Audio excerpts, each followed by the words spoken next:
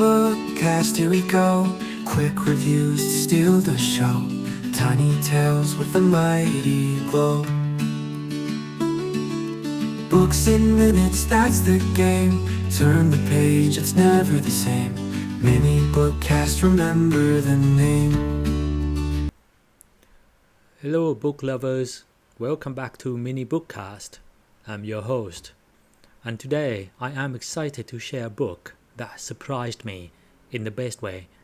The Things You Can See Only When You Slow Down by Haemin Sunim. Sunim is a Korean Buddhist monk and a professor at a college in the USA. And this title caught my eye with its promise of a slower pace. But let's unpack what I discovered as I turned the pages. When I first picked up the book, I assumed slow down meant taking it easy physically, walking leisurely, savoring a meal, or sipping coffee without rush, maybe even easing up at work. But I was wrong. This is not about physical speed. It's a deep dive into the spiritual side of life, which shifted my expectations in a refreshing way. The book is split into 8 chapters: rest, mindfulness, passion, relationships, love, life, the future, and spirituality.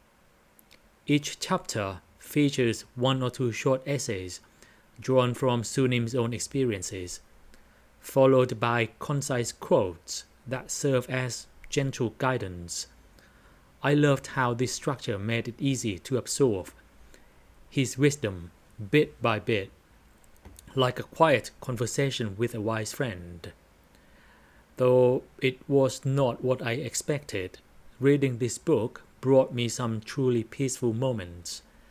The calm it offered was unexpected, but welcome. Some quotes really stood out to me.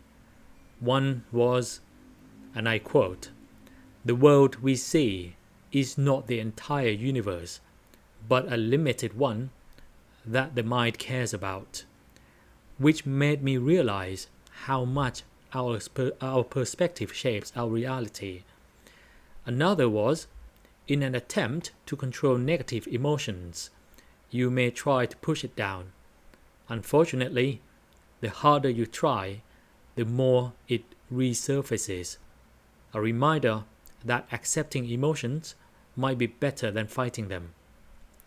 I also appreciated, and I quote, "When you are making a decision, try to assess how many people it will benefit," which got me thinking about the impact of my choices. Then there is the sharp truth of, I quote, "a cruel irony.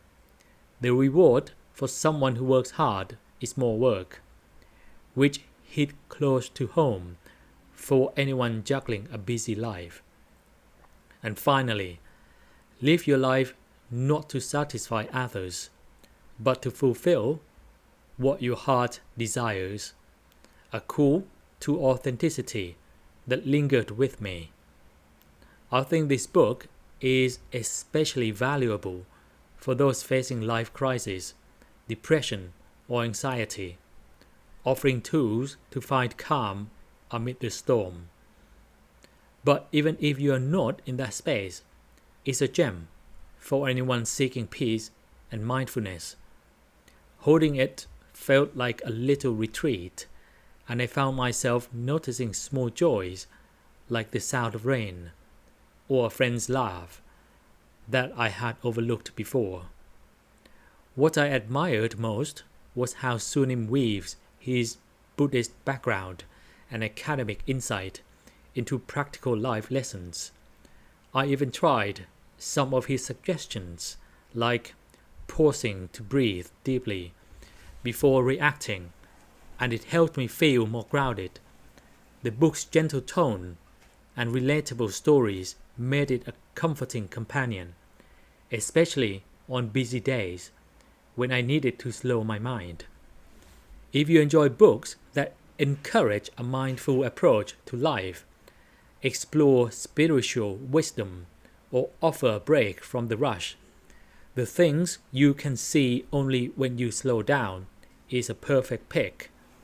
It might not be the laugh out loud read some expect, but its quiet strength and thoughtful insights are its charm. That's it for today's mini bookcast review. If you enjoyed this episode, please give it a like, hit the subscribe button, and share it with your friends and loved ones. Until next time, keep reading. And I will see you again in the next episode. Bye for now. Thank you. Mini BookCast, here we go. Quick reviews to steal the show. Tiny tales with a mighty glow. Books in minutes, that's the game. Turn the page, it's never the same. Mini BookCast, remember the name.